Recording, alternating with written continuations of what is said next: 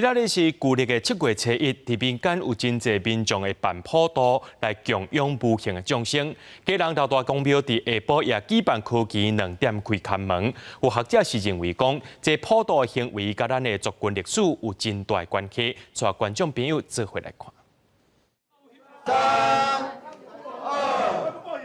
2、1，主人请开看门。 下晡2点，基隆老大公庙由轮一组普过圣宗亲会开看门，普渡过正式起行。伫咧新历8月16，旧历7月初1普渡过头一天，已经有袂少民众来拜拜。虽讲今年疫情解封，不过庙方观察，人阵又是无恢复到以前的水准。我来这服务12年啊，但每年开店啊，我拢爱做到透早4点。 但是早12点外就人就拢走了，像我们的灯都少了啊。本来3500左右，那昨天才剩下3100而已。一大片的红色高仔灯，这是基隆老大公庙的起灯卡仪式。每一拍灯拢是信徒要为好兄弟仔，甲人间道路祝福光的心意。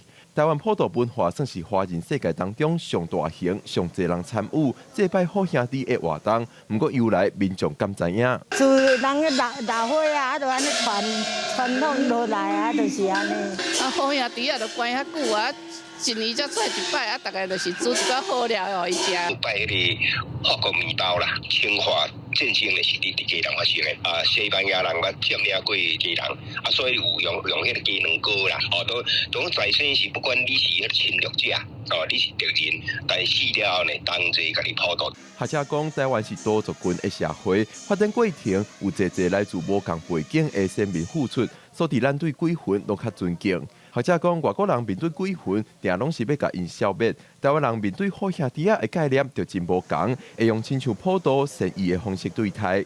记者郭文婷、水基隆报道。